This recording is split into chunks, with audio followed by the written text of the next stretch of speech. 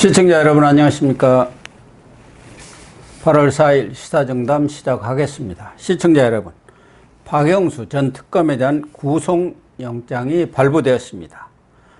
정의로운 검사의 아이콘에서 추악한 검사의 대명사로 몰락했습니다.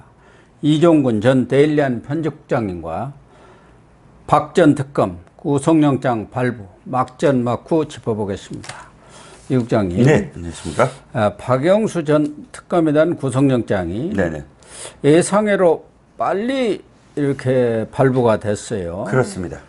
다른 사건들은 보면은 대개 전날 영장 실질 심사가 이루어지면 그 다음날 뭐 새벽이라든가 새벽에. 이렇게 발부가 되는데 네. 이번에는 좀 빨리 영장이 발부된 이유가 어디 있습니까? 네, 그렇습니다. 시간을 대충 제가 이렇게 짐작을 해보면 보통 말씀하셨듯이 새벽 한 뭐 2~3시에 될 때도 있고 또 네, 그렇죠. 거의 아침이면 뭐 5시, 6시에 구속영장이 발부가 되거나 혹은 기각되는 이렇게 발표가 됩니다. 그런데 당일 저녁 때, 당일 밤에 이렇게 발표되는 예가 없었습니다. 그만큼 뭐 확실한 그런 그 이유들이 있었다. 즉, 재판부에서는 증거인멸 혐의가 있었다라고 아예 못을 박았습니다. 두 번째는 검찰이 이번에는 완전히 칼을 갈았다. 즉, 지난번에 박영수 특검의 구속영장이 기각이 되고 또 곽상도 의원의 1심 판결이 무죄가 선고가 되자 이 국민적 분노가 들끓지 않았습니까? 네, 여기에 대해서 또 법무부 장관과 검찰총장이 또 수사를 제대로 하겠다라고 국민들한테 공표도 했고, 그래서 전격적으로 검찰이 이 압수수색을 다시 하고 뭐 하면서 이 전체적인 액수, 그러니까 뇌물과 관련된 수수액이 11억이나 늘어났죠, 이번에. 그래 두 가지, 즉 늘어난 액수와 그 다음에 망치로 휴대폰을 깨뜨린 정황, 즉 증거인멸의 정황, 이 두 가지를 지금 소명을 했고, 그래서 재판부가 받아들이면서 빠른 시간 내에 끝날 수 있었던 게 아닌가 싶습니다. 지난 6월 30일 영장이 첫 번째 영장이죠. 기각될 때는 사실적, 법률적 측면에서 다툼의 여지가 있다. 이렇게 해서 기각이 됐는데 지금 한 달여 만에 다시 영장을 재청구를 한 것 아니겠습니까? 그렇습니다. 그러면 한 달여 만에 이렇게 수사를 해서 보강을 철저히 했다고 볼 수는 있는데 왜 과거에는 그렇게 검찰이 어수룩한 영장을 내가지고 기각을 당했는지도 의문스럽습니다만은 이번에 말씀하신 대로 망치로 핸드폰을 부셔버렸다는 거죠. 올 2월에. 네네. 또 양재식 그 특검보 그 PC도 리셋해갖고 포맷을 해버렸다. 그게 이제 결정적인 증거 인멸. 이렇게 되겠죠. 뭐 토주 우려해 있을 건 없습니다만은. 그리고 또 사무실 직원들에게 이 정보에 대해서 단속을 철저히 하라라는 지시도 내린 것으로 지금 증언이 확보가 됐습니다. 또 하나는 지난번에 돈을 주고 받았다는 그런 증거가 부족하다는 거 이런 게 있었고 약정을 했다는데 그 약정의 근거도 좀 부족하지 않느냐 이런 것들을 했는데 이번에 좀 보강이 됐습니까? 네네. 여러 가지로 보강이 됐는데요. 첫 번째는 그래서 가장 초점이 이제 딸이 화천 대유에서 받은 그런 돈의 성격 규명에 굉장히 초점을 맞춘 것 같아요. 그 성격이 무엇이냐를 놓고 상당히 많은 어떤 그런 이 증언을 또 확보했던 것 같고요. 딸이 그래서 11억을 받았다라고 11억에 대한, 그러니까 공범으로, 그러니까 특검이라는 공직신문으로 딸과 공모해서 11억 원을 지금 받아낸 그런 정황이 뚜렷하다. 지난번엔 8억이었거든요. 그러니까 5억과 3억 변협선거에서 3억을 썼고 또 우리은행 여신의향서를 내주는 대가로 5억을 해서 약 한 8억 정도로 지금 지난번 그 영장 청구를 했는데 이번에는 딸과 공모한 그 금액 11억을 합쳐서 19억 원으로 늘린 그런 셈이 됐습니다. 이 박영수 특검은 공직자가 아니다. 네네. 민간인이다 이렇게 주장을 했는데 상식에 반하는 내용이 아닌가 하는 생각.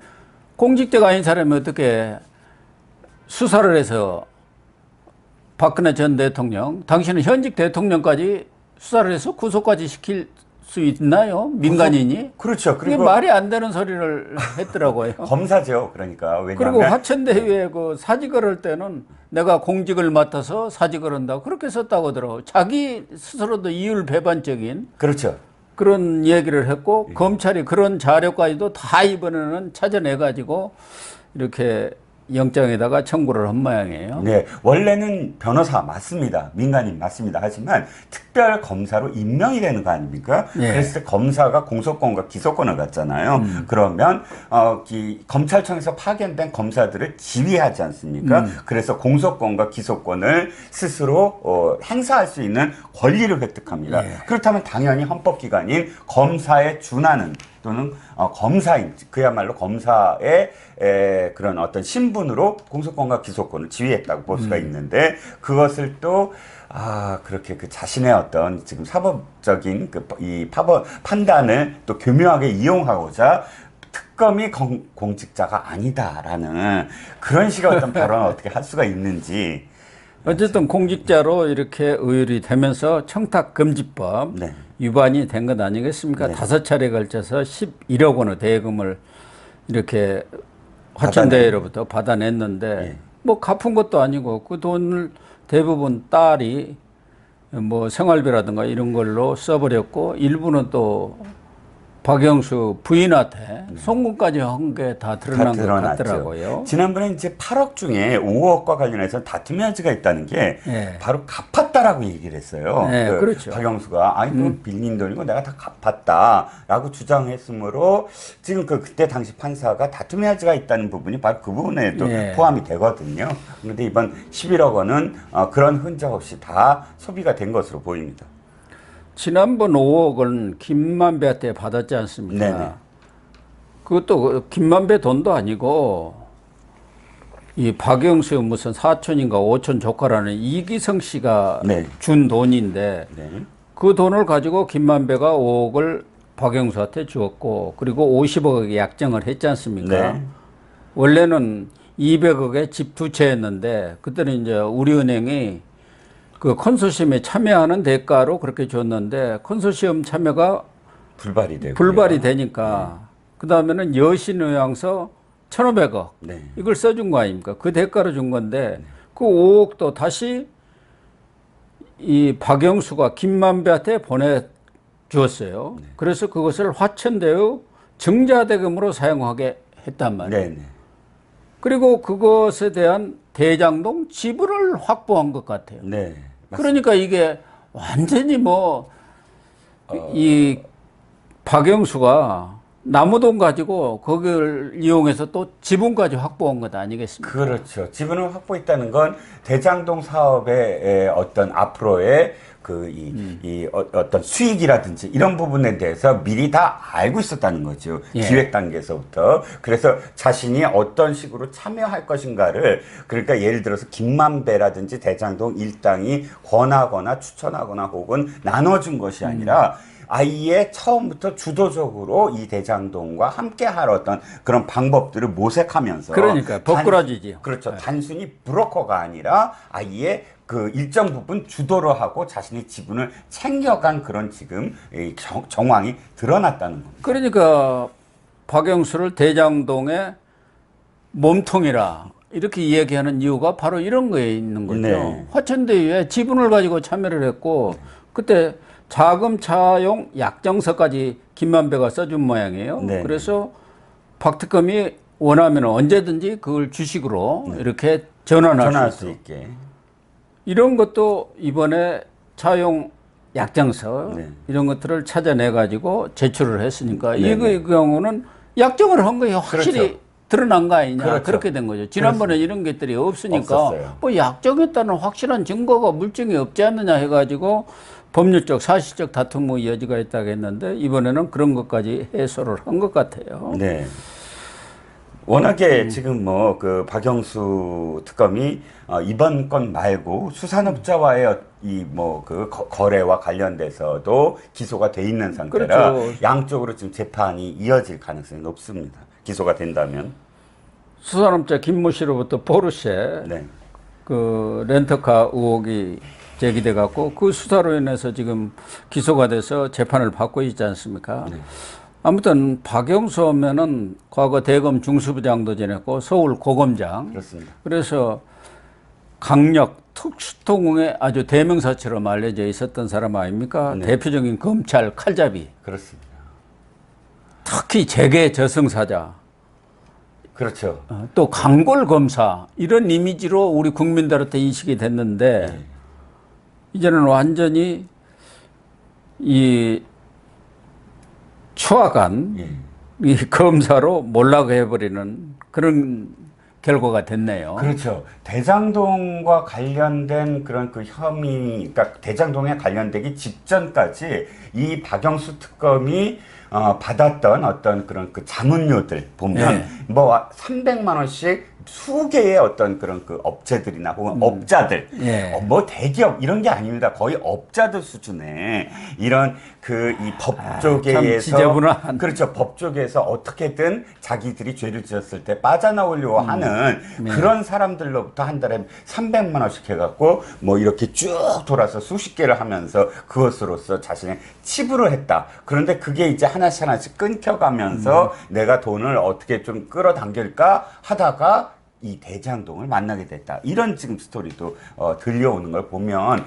우리가 박영수 특검에 임명될 때 너무 사실 그때 언론들이 정말 뭐 화려하게 써줬어요. 당시 박영수 예. 특검은 박지원이가 추천해갖고 된 거 아닙니까? 그렇죠. 그때는 3당 체제 아니었어요. 예, 예. 그래가지고 국민의당 몫으로 자기가 추천하겠다. 그때 캐스팅 보트를 국민의당이 쥐고 있었지 않습니까? 네네. 그래서 박박 라인이라고 그러죠. 그렇습니다.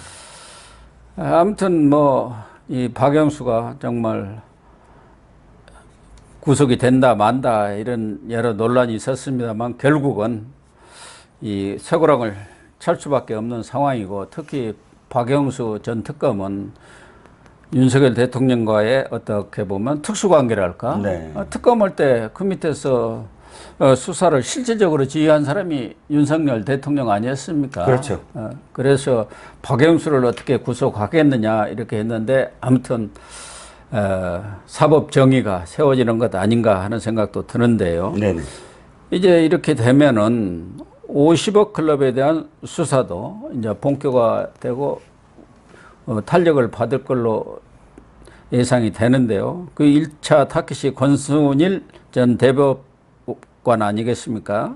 그렇습니다. 그런데 이 권순일은 최근에 또 변호사를 개업해갖고 그 변호사 개업을 또 아주 논란이 많았습니다만은. 근데 논란만 있었지 계속 변호사 활동을 하는 것 같아요. 최근에 그 치킨 업계의 양대 예. 그 이 기업들이 있지 않습니까?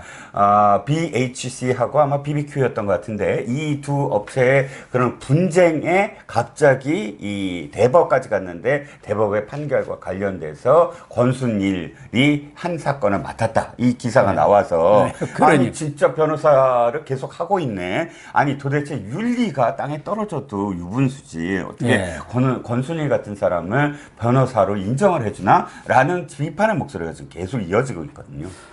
아니 대법관까지 한 사람이 더군다나 변호사 논란을 그렇게 빚었는데 또 대법원 사건을 맡았다. 네. 이런 사람이 정말 대법관을 했다는 것 자체도 부끄러운 일이고 특히 지금 문제가 되는 것은 이재명 지금 논란이 되고 있는 선거법 사건이 아니라 이전에 네. 선거법 사건 때 경기도 지사 시절에 나왔죠. 그렇죠. 김만배가 8번을 찾아갔다는 거 아닙니까? 네네. 그렇습니다. 대법원에 뭐 이발하러 갔다는데 권순일이가 무슨 이발사입니까? 피타 500 사들고 이발하러 갔다는 거 아닙니까? 그렇죠. 그래서 지금 사법거래 이 문제가 사실은 파헤쳐야 할 가장 중요한 내용이거든요. 네네.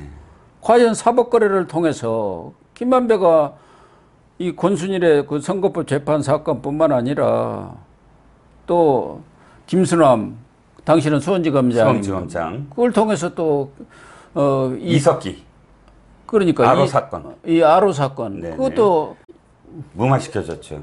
그렇죠. 이재명이 그 관련돼 있지 않습니까? 예, 예. 청소업체에 대해서 수의계약으로 뭐 50억인가 얼마인가 해준 거 그 사건에 대해서도 김만배가 김수남한테 정을 써가지고 그것도 무마시켰다는 거 아닙니까? 네네, 이런 그렇습니다. 것들이 지금 파헤쳐져야 하거든요. 그렇습니다. 김수람이도 또 50억 클럽 아닙니까? 그렇죠. 그래서 곽상도의 2차 2심 재판과 그다음에 권순일 대법관의 수사 개시, 그리고 김수남 전 수원지검장, 검찰총장이었지만 당시 수원지검장의 아로 사건 무마 의혹, 이런 것들이 전부 다 50억 클럽에 다 포함이 되거든요. 네. 알고 보면 전부 다 거의 다 이재명과 연관이 돼 있어요. 네. 그렇기 때문에 한동훈 법무장관도 지금 이번에 이 판결과 이번 그 영장과 관련돼서 이렇게 얘기를 하더군요. 50억 클럽은 결국은 이재명이다. 네. 이재명이 사법 리스크를 어떻게든 나중에 보험이 들어서 무마시켜 주려거나 하는 그런 행위를 위해서 50억 클럽이 존재하지 않았느냐 하면서 50억 클럽 자체를 몸통이라고 지금 주장해온 민주당의 그런 지금 주장을 정면으로 반박을 했죠. 네. 아무튼 뭐 박영수 전 특검이 구속됨으로써 50억 클럽 수사도 본격화될 것 같고, 특히 이 윤석열 정부에서 이권 카르텔 네.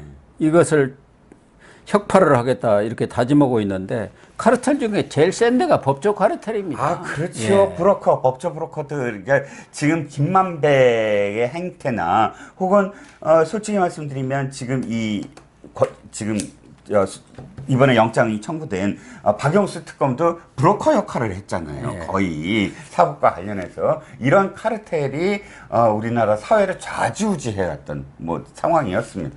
그러니까 판검사, 변호인, 이 법조 3년하고 로펌 결합하면은 아무도 당할 자가 없다는 거 아닙니까? 그렇죠. 대형 로펌에서 장관도 배치하고 장관 마음에 안 들면 갈아치우고 뭐 이럴 정도가 된 것 아닙니까? 그러니까 이게 대형 로펌이 전부 다 고문을 두고 있잖아요. 네. 그 고문은 보면 전직 총리, 전직 장관, 전직 수석, 이런 사람들이 전혀 법조계에 있지 않은 사람들을 왜 대형 로펌들이 전부 다 고문으로 두고 어마어마한 연봉을 주겠습니까? 바로 지금 말씀하셨던 우리나라 사회를 쥐락펴락하려고 하는 거죠.